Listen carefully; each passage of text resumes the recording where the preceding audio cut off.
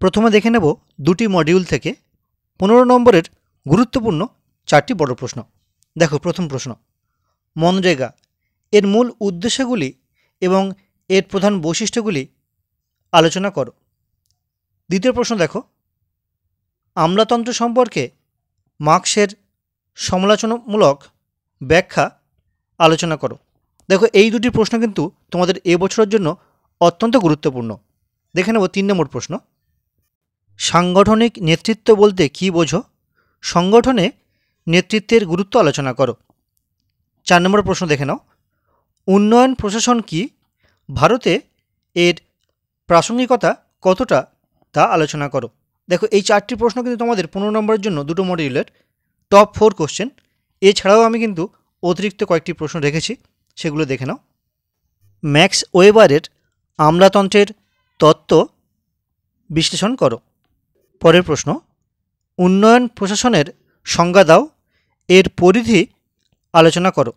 দেখো তোমাদের এই সাজেশানটি মূলত আমি 2020 সাল এবং 2022 সালের কোশ্চেন পেপার কম্পেয়ার করে এবং তোমাদের সিলেবাস কম্পেয়ার করে তৈরি করেছি। তো দেখে নাও এবার 10 নম্বরের গুরুত্বপূর্ণ প্রশ্নগুলি। 10 নম্বর প্রশ্নগুলির মধ্যে টপ 4-এর প্রথম প্রশ্ন দেখো, জাতীয় গ্রামীণ স্বাস্থ্য অভিযান এর মূল বৈশিষ্ট্যগুলি সংক্ষেপে আলোচনা করো। দ্বিতীয় প্রশ্ন, সংগঠনে কর্মধারা এবং কর্মীবৃন্দ ধারণাগুলি গুরুত্বপূর্ণ এবং একই সঙ্গে বিতর্কমূলক, এই উক্তিটির ব্যাখ্যা লেখো।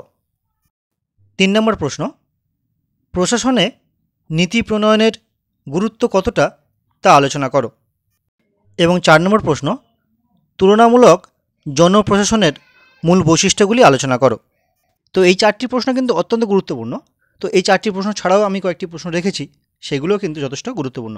যেমন দেখো, সিদ্ধান্ত গ্রহণ সম্পর্কে হার্বার্ট সাইমনের তত্ত্বটি বিস্তারিত আলোচনা করো।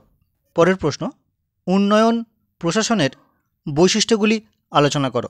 পরবর্তী প্রশ্ন, আমলাতন্ত্র সম্পর্কে ম্যাক্স ওয়েবারের ধারণার উপর একটি সমালোচনামূলক ব্যাখ্যা লেখো।